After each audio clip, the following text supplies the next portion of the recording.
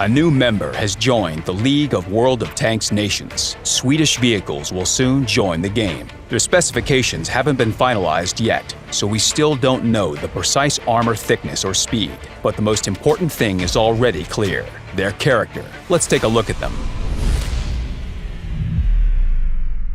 The Swedish tech tree starts with a tank that has a rich history, the STRV FM21. Designed by German engineer Fulma, the tank was disguised as tractor parts when delivered to Sweden. In other words, it's all about intrigue and mystery. If you want to find out more, watch a special video about it.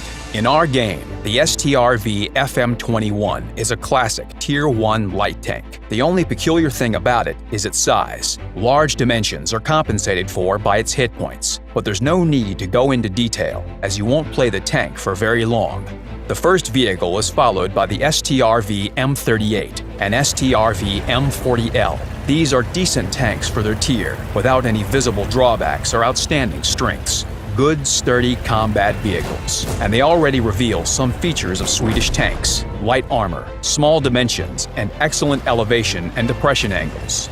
The Tier 4 Lago tank is in line with this, a versatile vehicle, good for any task. A nice improvement is its slightly better dynamics as compared to its predecessors. At Tier 5, the speed of research in the game slows down, and players have time to feel what their tank is like. There are many interesting vehicles of different nations at this tier. Some are preserved in the garage forever. The Swedish STRV M42 has every chance of becoming a mainstay. Its mobility, speed, and firepower are ordinary. What make it extraordinary are the elevation and depression angles. With 15 degrees of gun depression, the tank can fire while hiding almost its entire hull behind the terrain. All in all, the STRV M42 is on a par with the best medium tanks at its tier. At Tier 6, players will face a challenge. They will have to rethink the tactics they are used to when playing the M42. The STRV 74 cannot boast good dynamics and armor. You could put up with this, if not for the size. It is too big for a medium tank. You hit, you penetrate. That's the kind of vehicle it is. As compensation for all these troubles, the tank received one of the most convenient guns in its tier.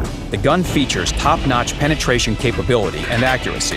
It is convenient for firing at long range, and depression angle is also 15 degrees. This helps you hide this tall tank in terrain. In terms of gameplay, the STRV 74 resembles a tank destroyer. The next vehicle, Leo, will bring new challenges. It is the direct opposite of the STRV 74. Being comparatively small, it is a fast and maneuverable Tier 7 medium tank. The vehicle resembles a light tank, so even its thin armor doesn't look like a drawback. The gun causes mixed feelings. It has problems with accuracy, aiming, and stabilization. But the AP shell damage is great, 300 HP. Tier 8 is where medium tanks are replaced with the era of heavies in the Swedish tech tree. The top vehicles have similar character, so you can gradually refine your skill and reach perfection. In different periods, Swedish tank designers drew inspiration from different sources, first from the Germans, then from the Czechs. There was a period when they were keen on French ideas, like that of the oscillating turret, and this is apparent in the Tier 8, 9, and 10 tanks. Emil 1, the Tier 8 tank. It's like the AMX 5100. Both have a drum-type autoloader. From the French tank, the Emil 1 differs only in thick and well-sloped front armor. The armor is good enough to absorb damage from lower-tier vehicles and most tanks of the same tier, a forgotten feeling for fans of autoloaders. From its Swedish predecessors, Emil inherited a high depression angle, 12 degrees. This allows it to harass enemies from behind the top of a hill.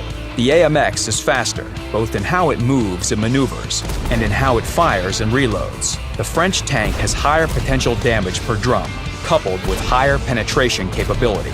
In general, the Emil 1 will deal less damage, but you'll feel safer in it. Due to its better armor, you can take your time firing all the shells in the drum and feel safer. At Tier 9 of the Swedish tank branch, you will find the Emil 2. When comparing it to the AMX 5120, you'll see a similar situation.